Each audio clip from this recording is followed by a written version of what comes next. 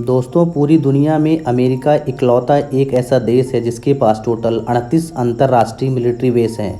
विदेशी धरती पर मिलिट्री बेस यानी सैन्य बेस बनाने का मकसद होता है सैन्य उपकरणों और सैनिकों की रक्षा करना। ऑपरेशन के अलावा यहाँ पर कई तरह की ट्रेनिंग दी जाती है। साथ ही विदेशी सैन्य बेस बनाने वाले देश अंतर्राष्ट्रीय स्तर पर अपनी ताकत का प्रदर्शन करते हैं।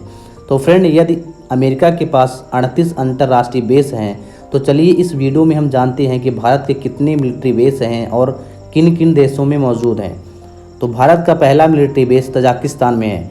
तजाकिस्तान की राजधानी दुशांबे से करीब 130 किलोमीटर दूर दक्षिण पूर्व में स्थित फरखोर नाम का एक स्थान है, जहां पर भारत का एक एयरबेस है जिसे भारतीय वायुसेना द्वारा संचालित किया जाता है और इसका साथ तजाकिस्तान की एयरफोर्स देती है।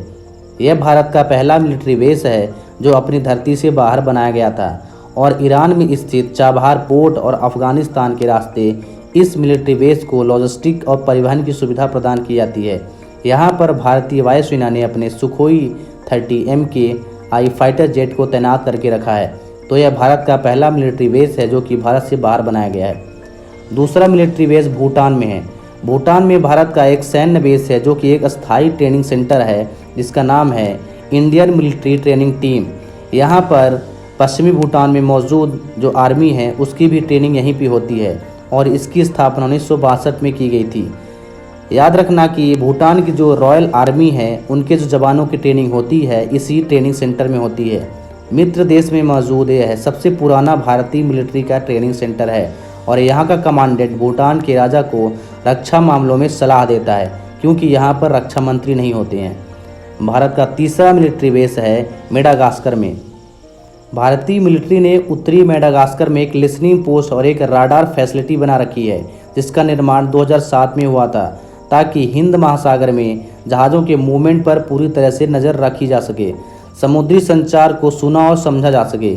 इसकी मदद से मेडागास्कर की नौसेना सर्वेलेंस भी करती है। अब चूंकि मेडागास्कर की सेना इतनी मजबूत नहीं है कि वो घुसपैठ या फिर आतंकी एक्टिविटीज़ को रोक सके, इसलिए इस मिलिट्री बेसेस को भारतीय सेना द्वारा पूरी तरह से मदद और संचालित किया जाता है। भारत का अगला मिलिट्री बेस है मॉरिशस में। भारत सरकार ने मॉरिशस के उत्तरी अगालेका द्वीप पर कोस्टल सर्विलेंस रडार सिस्टम पूरी तरह से लगा रखा है।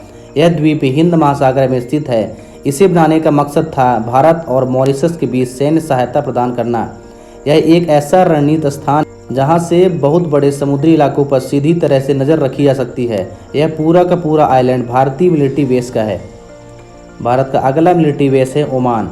ओमान के रास अल हद नाम की जगह पर भारतीय मिलिट्री ने भी एक लिसनिंग पोस्ट बना रखी है। इसके अलावा भारत के पास मस्कट नौसैनिक बेस पर बर्थिंग अधिकार है, यानी वहां पर भारतीय नौसेना के जंगी जहाज़ों, पनडुब्बियों आदि को ईंधन आदि की सहायता मिल जाती है। इसके अलावा यहाँ पर भारतीय वायुसेना और भारतीय नौसेना का एक छोटा सा बेस भी है।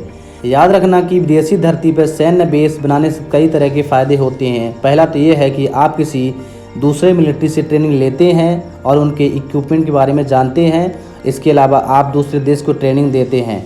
दूसरा, उस देश के लोगों में भारतीय और भारतीयता का वर्चस्व भी बढ़ता है और प्रतिष्ठा बढ़ती है। साथ ही दुश्मन की गतिविधियों पर भी नज़र रखना आसान होता है।